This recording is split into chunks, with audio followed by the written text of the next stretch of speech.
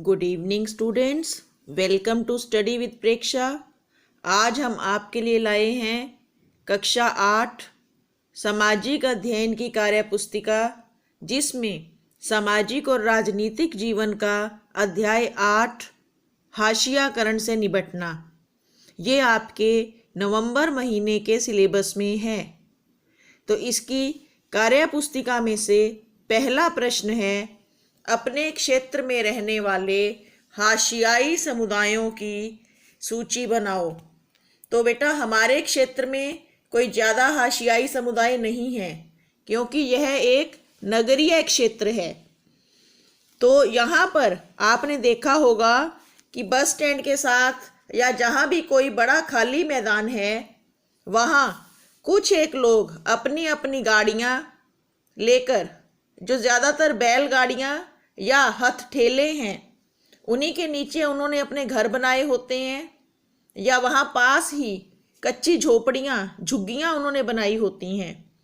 और वो लोग लोहे का सामान बनाते हैं घरेलू प्रयोग का। ऐसे लोगों को गाड़ी लुहार समुदाय कहा जाता है कि लुहार का काम करते हैं और गाड़ी में रहते हैं। तो हमारे क्षेत्र में गाड़ी लुहार समुदाय एक ऐसा समुदाय है जो समाज की मुख्य धारा में शामिल नहीं है, क्योंकि ये लोग बाकी नगरवासियों से ज़्यादा मेलजोल नहीं रखते। इसके अतिरिक्त कुछ एक प्रवासी परिवार हैं जो राजस्थानी बागड़ी समुदाय से हैं। इनकी वेशभूषा, बोलचाल सब राजस्थानी परिवेश से आई हुई लगती है। दूसरा प्रश्न है, इन हाशियाई समुदायों की निम्नलिखित स्थिति पर 2 वाक्य लिखें। तो सबसे पहले जीविकोपार्जन, कि ये लोग अपने जीविकोपार्जन के लिए, अपनी रोजी रोटी के लिए क्या काम करते हैं। तो गाड़ी लुहार लोग लोहे का घरेलू उपयोग का सामान बनाते हैं, जैसे चिमटे, तवे, तसले।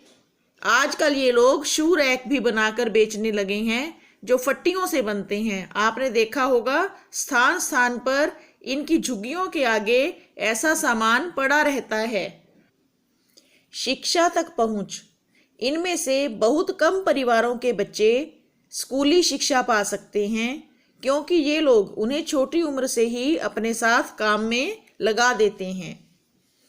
भूमि स्वामित्व, इनके पास किसी तरह की कोई भूमि नहीं है, ना तो ये रहने के लिए इनके पास कोई प्लॉट होते हैं, ना मकान होते हैं, और ना ही खेत।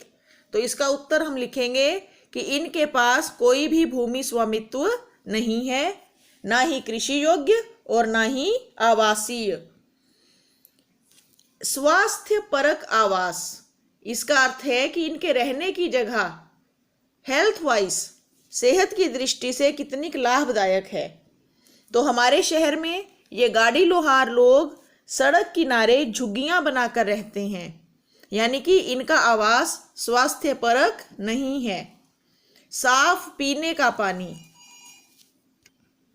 पीने का साफ पानी इन लोगों को उपलब्ध हो जाता है, क्योंकि इनकी बस्ती के पास ही सरकारी नल लगा हुआ है।